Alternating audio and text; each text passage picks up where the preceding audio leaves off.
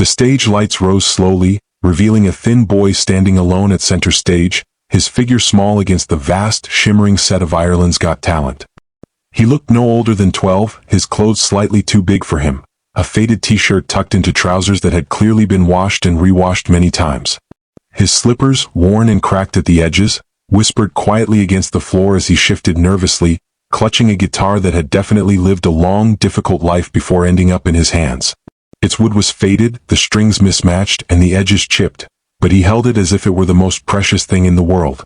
The audience noticed instantly that he was poor, not from appearance only but in the gentle, humble way he stood, like someone who wasn't used to being seen.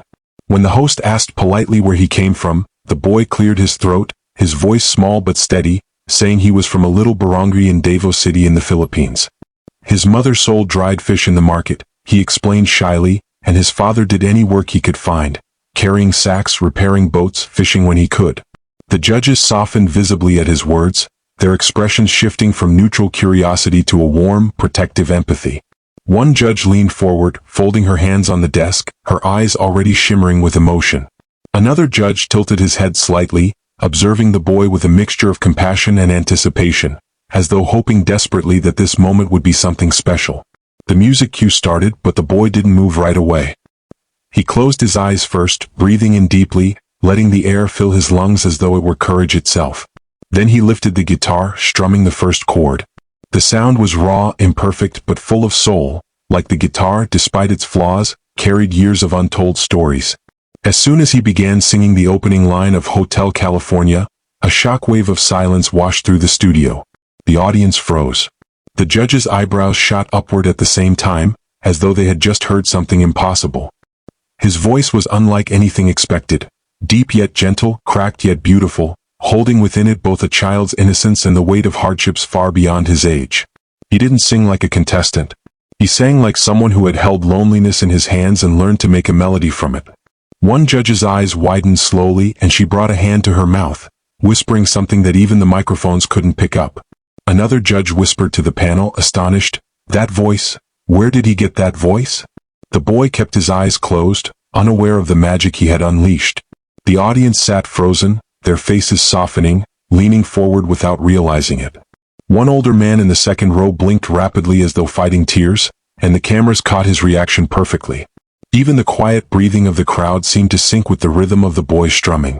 The longer he sang, the more the judges' expressions shifted, shock melting into awe, awe melting into emotion. When he reached the first chorus, his voice soared unexpectedly, powerful and trembling with sincerity, and one of the judges pushed back her chair and stood up in disbelief, her face openly emotional.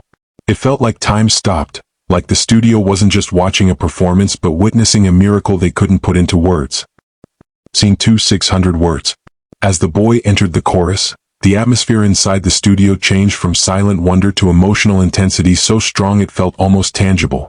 The boy's voice deepened, trembled, then rose again with a strength that didn't match his frail frame.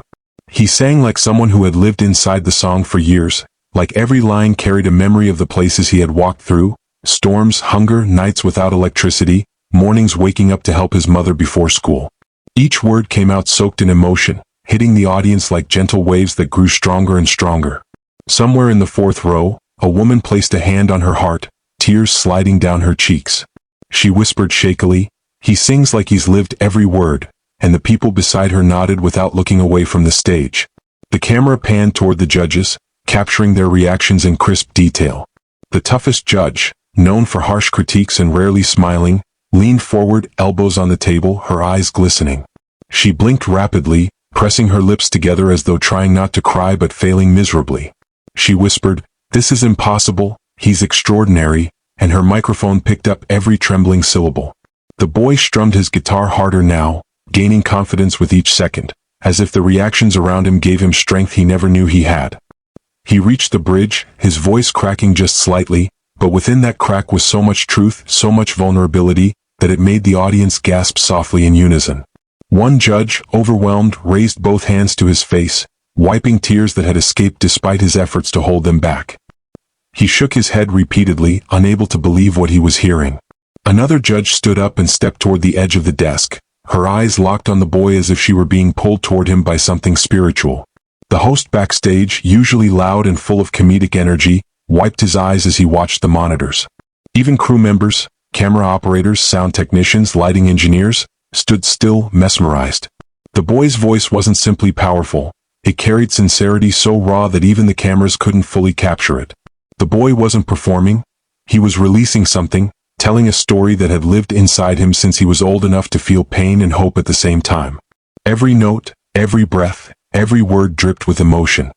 His vibrato was delicate yet strong, shaking in a way that revealed he was fighting back tears while continuing to sing. The judges exchanged glances filled with disbelief and admiration, silently acknowledging that this moment was no ordinary audition. The boy reached the last lines of the song, stretching the final notes with a slow, aching vibrato that sent shivers through the entire studio. For a moment, the boy's voice echoed across the room like a final plea, a final hope, a final reminder that even those with the least have hearts capable of holding the most. The sound faded, and for a heartbeat, long, heavy, unforgettable, the studio didn't breathe. Scene 3, 600 words. The moment the last note dissolved into silence, the entire studio erupted with emotion. It began with a gasp, then applause, then a thunderous standing ovation that shook the room. People stood faster than they even realized, clapping so hard their palms stung. The boy, overwhelmed, lowered his guitar slowly, blinking in confusion as he watched hundreds of people rise to their feet for him.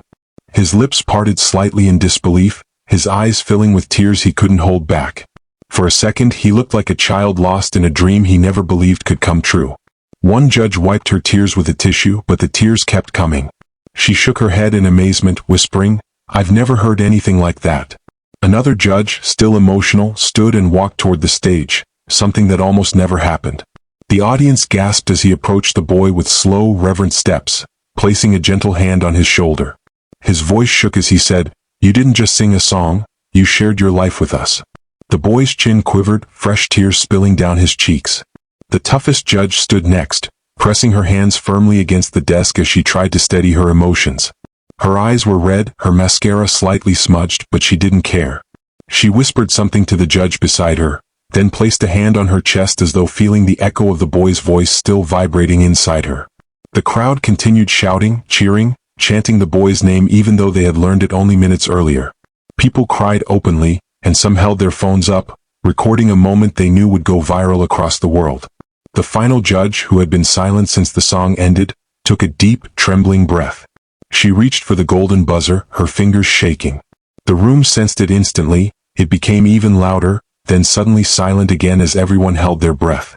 The boy stared at her, confused, unsure if he had done something wrong. But then she whispered, her voice breaking, "This is for your courage, and for your heart," and she slammed her hand down on the golden buzzer. The sound exploded across the studio, boom, followed by a rain of golden confetti bursting from the ceiling like a miracle unfolding in real time. The boy gasped, covering his mouth with both hands as the golden pieces fell around him, sticking to his hair, his guitar, his clothes. The judges stood and clapped through their tears. The audience screamed in joy so loud it felt like the studio itself was shaking. The judges walked onto the stage, surrounding him in a warm, emotional circle of support. The boy cried openly, laughing through his tears, his small hands trembling as he clutched his guitar. This wasn't just a golden buzzer. This was a life-changing moment for a poor boy from Davao who had traveled across the world with nothing but hope and a borrowed guitar. And now, wrapped in golden confetti, embraced by strangers who believed in him, he realized for the first time what it felt like to be seen, heard, and loved by the world.